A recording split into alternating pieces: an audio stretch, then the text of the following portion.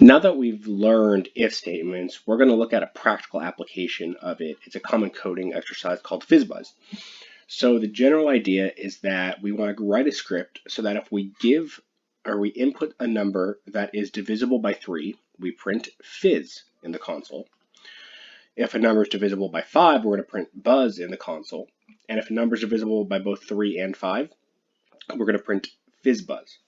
So let's first by defining a couple numbers, okay? We're going to say number 1 equals 4, number 2 equals 6, number 3 equals 10, and number 4 equals 15.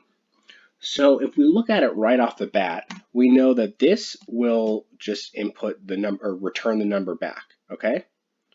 Should print 4, because if it doesn't match any of these, we're just going to print out the number, okay? This one should print fizz. This one should print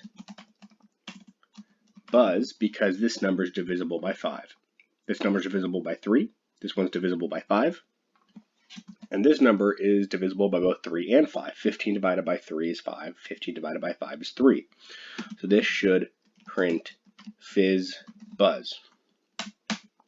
So what we're going to do is say if my num mod 3 equals 0, so what this is checking is if some number called my num, which we haven't defined yet. So we're going to use this as our input variable. And let's first say my num equals number 1. Okay? So my num right now at this point equals 4. So if my num is mod 3, this modular is going to return the remainder of this division. So my num divided by 3. And that if that remainder is 0, we're going to print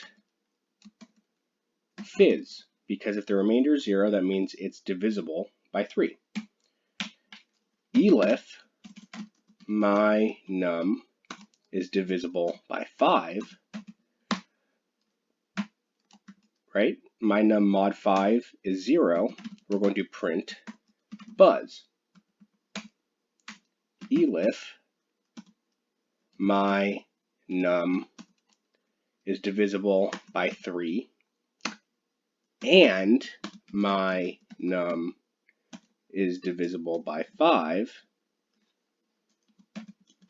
and we forgot to write the 0, okay? And let's put these in parentheses just to be safe. Print FizzBuzz. And then if it doesn't, print my num. Okay? So there's going to be a trick in here, and I want you to try to think about it and why this current setup won't work, but let's try it. Okay? So we know in this situation, my num equals number 1 is 4. So when we run this algorithm, we should see 4 in the console. Perfect. Okay? So now let's try number 2. So number 2 is 6. And based off of this, we should print fizz. Works so far. Let's try number 3.